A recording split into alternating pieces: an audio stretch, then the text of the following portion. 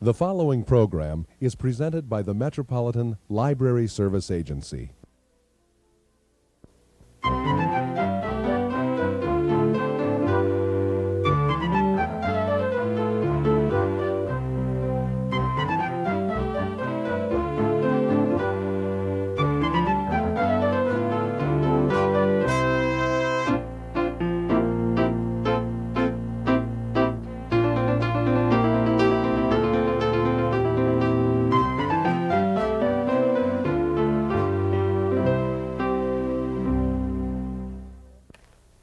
Hi, welcome to All About Kids. Today's first topic is censorship.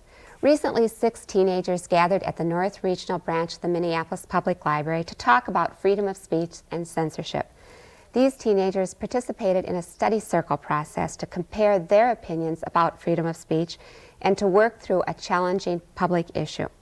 Study circles are educational processes to provide people of all ages with knowledge and skills for effective, informed participation in civic life. The teenagers based their discussion on a briefing book prepared by the National Issues Forum. The book offers 3 choices or views of freedom of speech. Choice number 1 says that some forms of expression, certain books, magazines, movies, or language, may be harmful and therefore they should be restricted. Choice number 2 says that adults do not need to be protected from offensive or harmful expression. Children, on the other hand, are at risk, and steps must be taken to ensure that they're not exposed to offensive or harmful messages. And choice number 3 says that freedom of speech is a first principle basic to a democratic society. Most forms of expression are not harmful to adults or children. In any case, freedom of speech must be protected at all costs.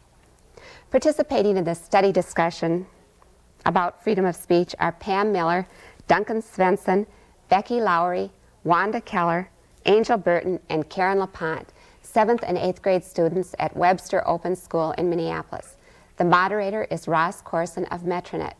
Today's book review will also focus on this topic. Pam, which one of those 3 choices sounds good to you? 1 or 3. 1 or 3. Why do you say 1? Because, I mean, if it's going to hurt someone, then it's not fair. Okay. It shouldn't be restricted. 1 or 3. So there's the 2 values here. There may be harm sometimes, but you want to protect freedom of speech as a principle? Yeah. Okay. Duncan, what do you think about that? I think it should be 3, and not just 1, because people have too many different opinions on what's good and what's dangerous and what isn't. You couldn't really go by what other people, because you'd have adults, for one, thinking whatever was dangerous, and then the kids and stuff, and it just didn't seem like it worked.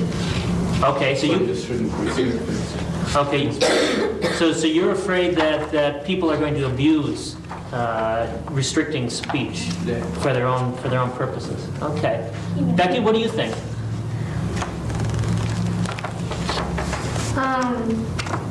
1 and 3. 1 and 3. So you kind of agree with Pam? That, Yeah. Okay. How about Wanda? 3. 3? Okay, so you believe that freedom of speech is a pretty important right. It shouldn't be interfered with. Okay. Angel? Could you repeat them? Sure. The 3 choices are: 1, that freedom of speech can be restricted when it's harmful or dangerous or offensive. The second perspective is, well, we can restrict expression when children's interests and young people's interests may be hurt. Children and young people need to be protected from certain kinds of expression. And the third one is, no, freedom of speech is basic. It needs to be protected at all costs. I'd say 1 and 3. You think 1 and 3 as well, okay? And how about you, Karen?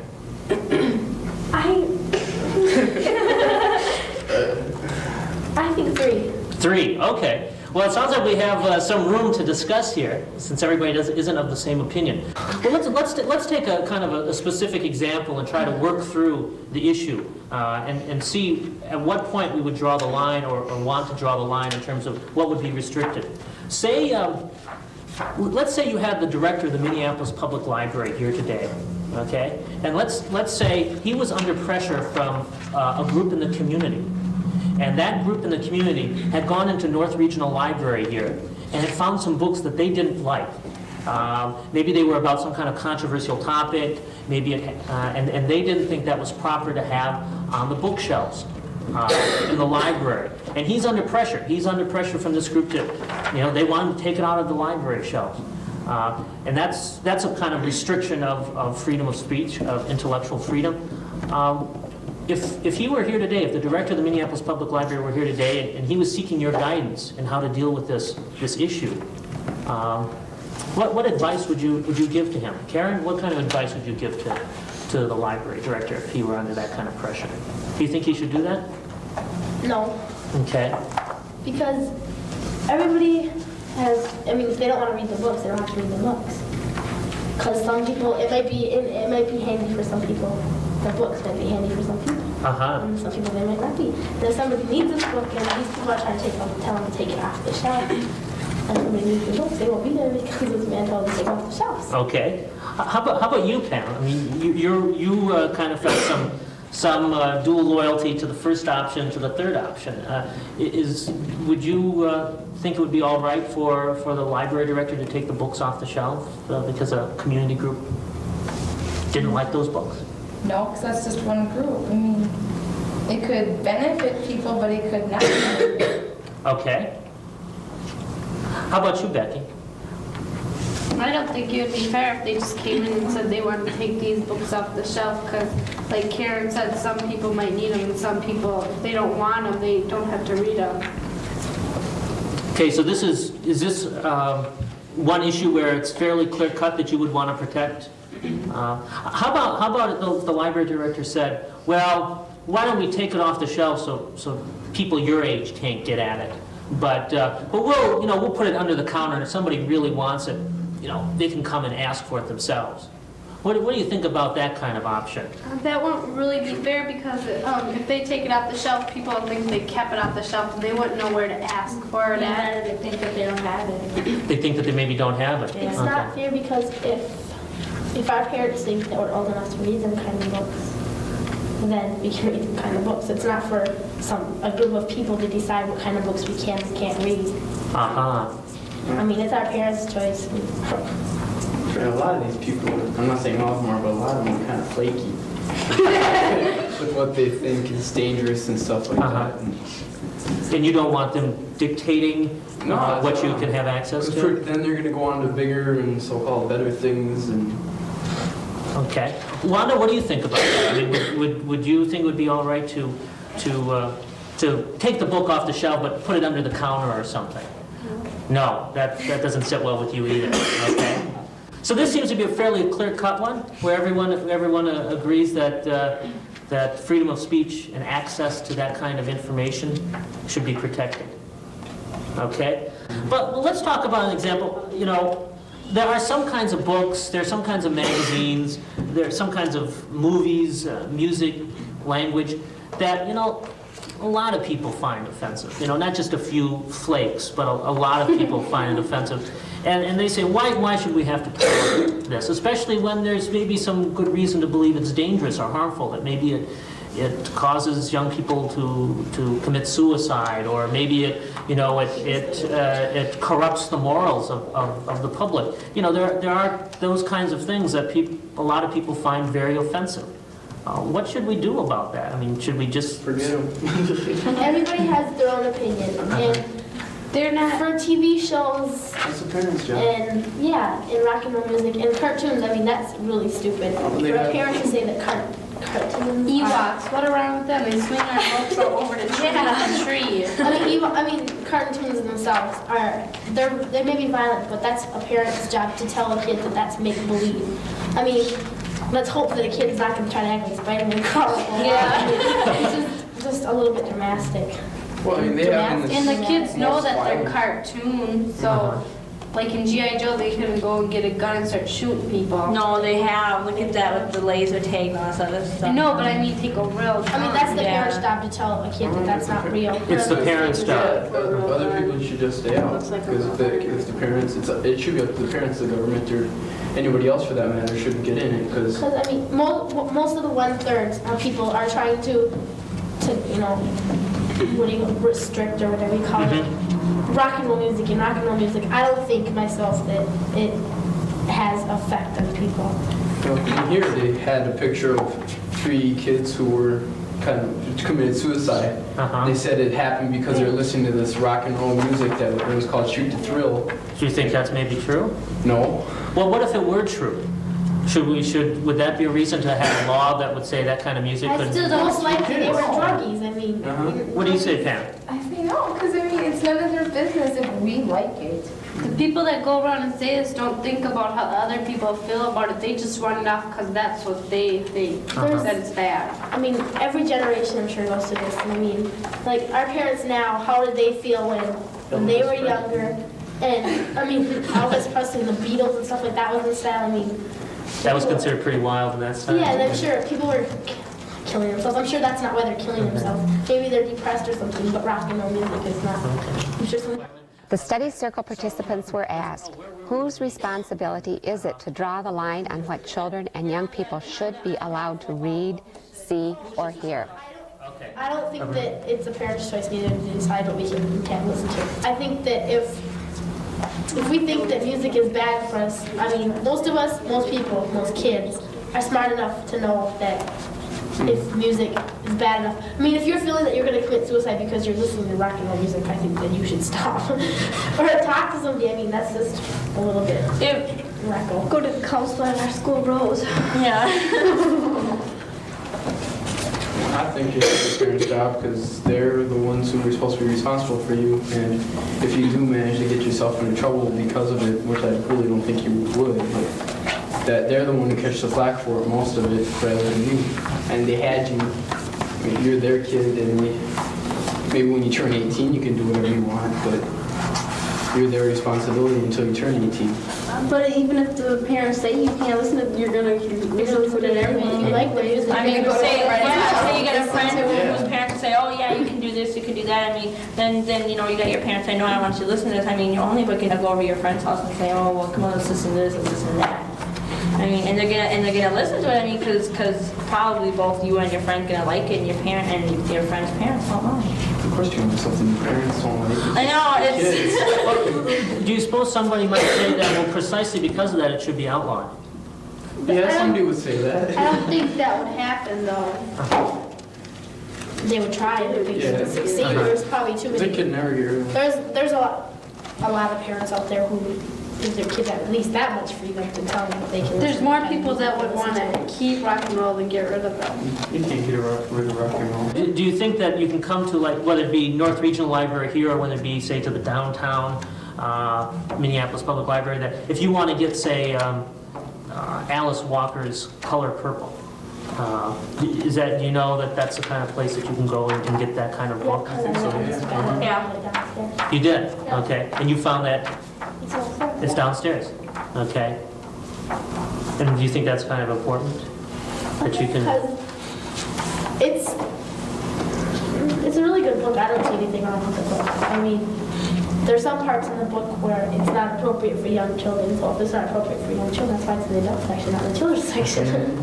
See, teenage kids have different minds than the They know younger most of the kids. stuff already. Oh, it sounds like they must think we're stupid or something that we don't know all these words and stuff. I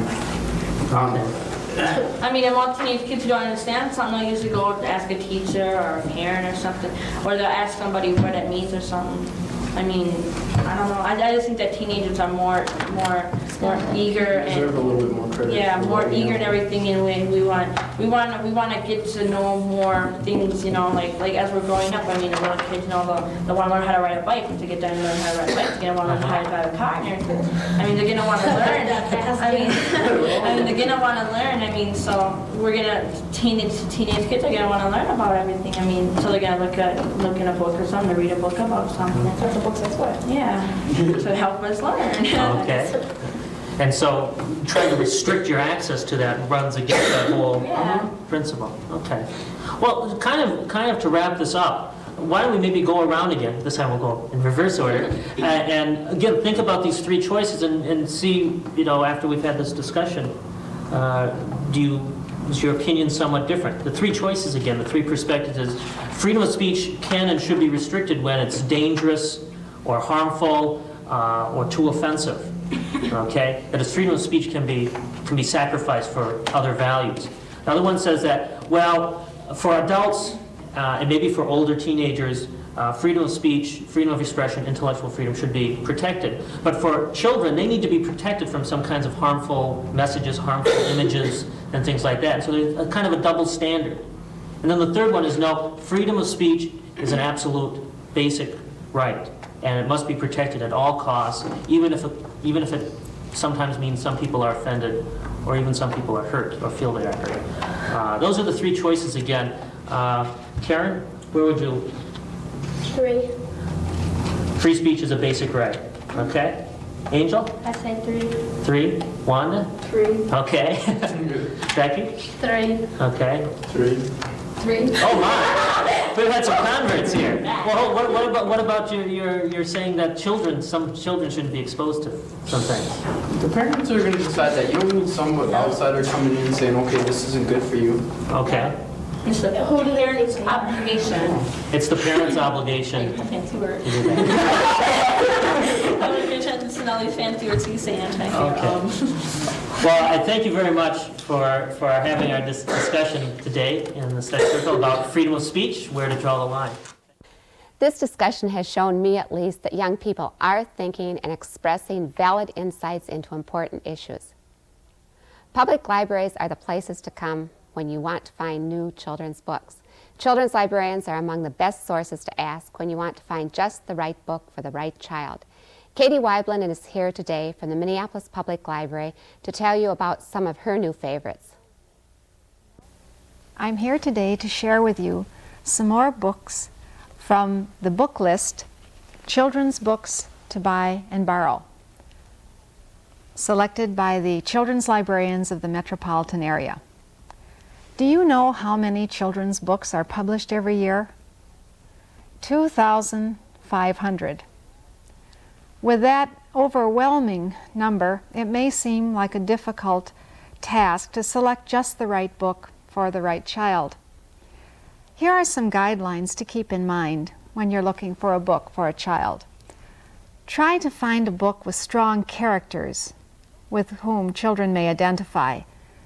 Look for memorable language to absorb and vivid images for visual enjoyment, as well as exciting stories to ponder. And also remember to ask a children's librarian for recommendations. That is one of the most enjoyable parts of our job, finding the right match, the right book for the right child. Today I'm going to share with you some of the books which were selected for the older child. For example, in fiction, we have Anne of Green Gables. This much-loved classic has had a recent revival in popularity. Exuberant Anne Shirley enters the ordered lives of an elderly brother and sister who live on Prince Edward's Island. They are just about to send her back for the boy whom they had ordered, when they care for her too much and they decide to keep her. Girls 5th grade and up will enjoy this book immensely and may want to read the entire series. Anne of Green Gables. Tuck Everlasting by Natalie Babbitt. This is a very unusual fantasy story, a mysterious one too. It is the story of the Tuck family traveling from east to west in a never-ending forest. They find a small clearing and in it a magic spring, which gives them the gift of life everlasting. It is also the story of a young girl who meets them in the forest and is offered the chance to join them in their immortal state. Another fantasy, and a favorite for quite a few decades now, is C.S. Lewis's The Lion, the Witch, and the Wardrobe. If you have never been to Narnia, this is your passport to an extraordinary excursion into magical lands and enchanted happenings.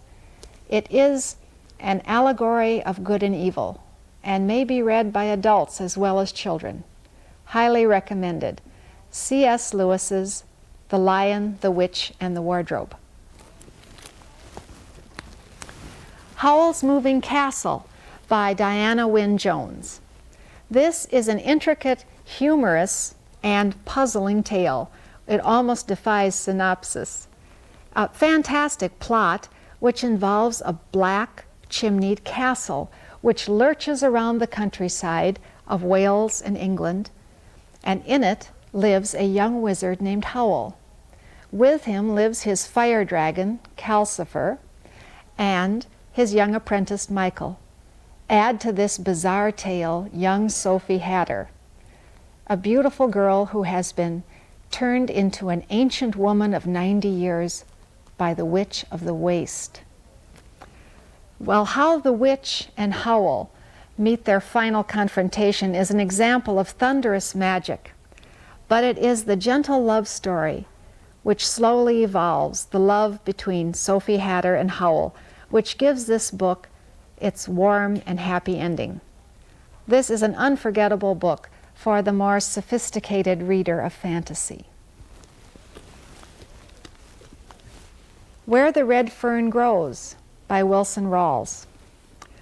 This is a dog story which has been a favorite for many, many years. More than anything else, Billy Coleman wanted a dog. He was 10 years old at the time when he learned that he could buy a coonhound or 2 coonhounds for $50. It took him 2 years to save, and he finally was able to purchase the pups. With loving care and training, he prepares the pups to take part in a coon dog competition, and they win it. But tragedy awaits. Wilson Rawls has written a tender story that will delight dog lovers of any age. The Return of the Indian by Lynn Reed Banks. This is a sequel to The Indian in the Cupboard. The story when a young boy discovers that by turning a key in the cupboard, he can transform his 3-inch Indian doll into a living figure. This story will hold the reader absolutely spellbound. It is a page-turner, for what begins as an innocent game soon almost turns into a nightmare. I highly recommend this.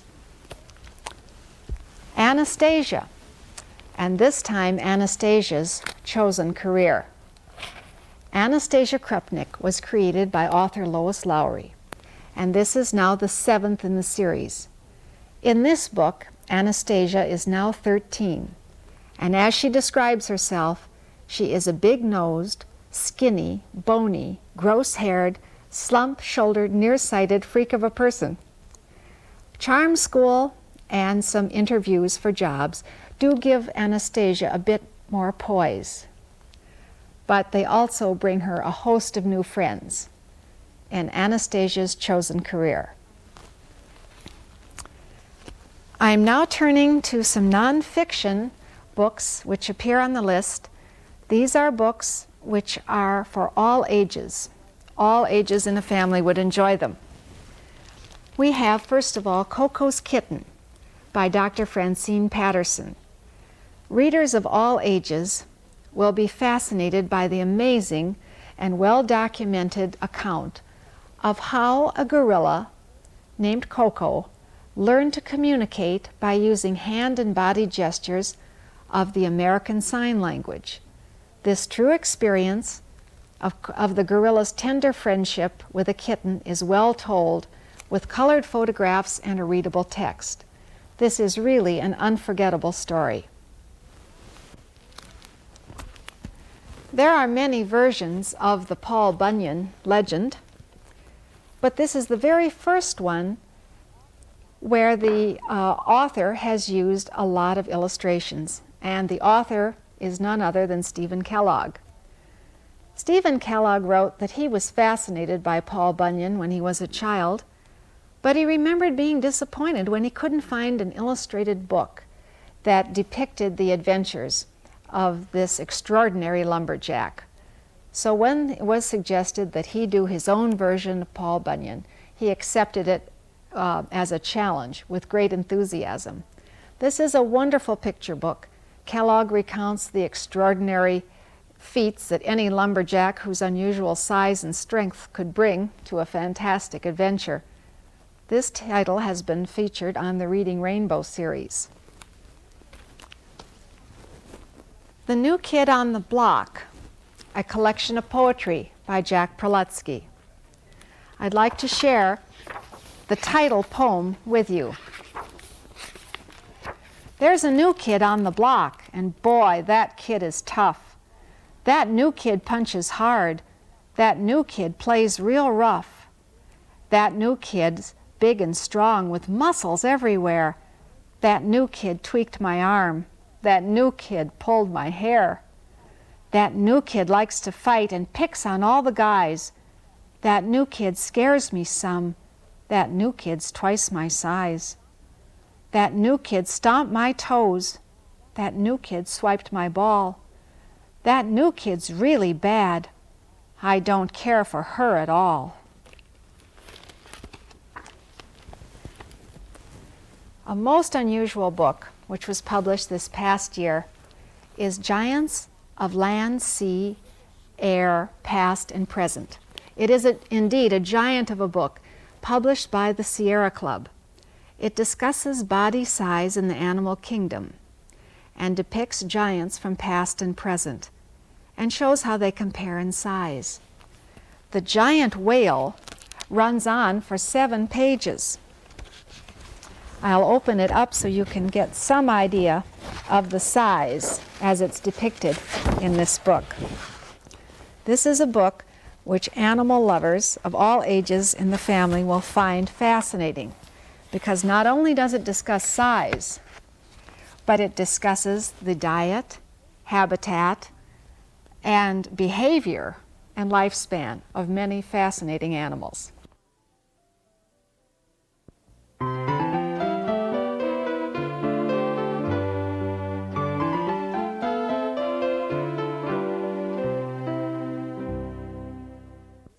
In this corner, ladies and gentlemen, we have the First Amendment team starring those old faves: freedom of the press, journalistic privilege, and the right to criticize government officials. And in this corner, Rabbit fans, we have the Law and Order team starring the ever-favorite national security, criminal prosecution, and libel. Today, for your edification and reading pleasure, these two gonzo teams, arch rivals for over 200 years, will be facing off over the following questions. Who should be the winner in the heavyweight struggle between government by an informed citizenry and secrecy needed for the protection of the common defense? What is the proper balance between the government's need to gather information, evidence of a crime, and the press's need to shelter its sources? And when does freedom to criticize in print end and libel begin? In Press versus Government, Constitutional Issues, Donald Rogers looks at where those issues are decided, the Supreme Court. He discusses how that institution has grappled with these questions for over 25 years. He examines 9 landmark cases which have defined First Amendment law and defined the press's place in American society. These include such celebrated cases as the Pentagon Papers, the invasion of Grenada, and the secret of the H-bomb. A concluding chapter examines the cumulative effect of all these cases in the press's place in American society. For each lawsuit, Rogers gives historical background. He quotes from both majority and minority opinions and notes the constitutional issues involved. Along the way, he points out issues of principle on both sides, hints at scoundrels, shows the effects of the justices' political leanings, and notes the importance of the existing climate of public opinion. Press versus Government is written for junior high school students. I have trouble seeing, as one other reviewer suggested, many of the teens in this group reading this book for pleasure. On the other hand, students using this book to write papers may find themselves, much to their surprise, both interested as well as informed. Michael Grossman from the Hennepin County Library Outreach Department, reviewing Donald Rogers' Press versus Government, Constitutional Issues. Thank you for joining us for All About Kids. Join us again.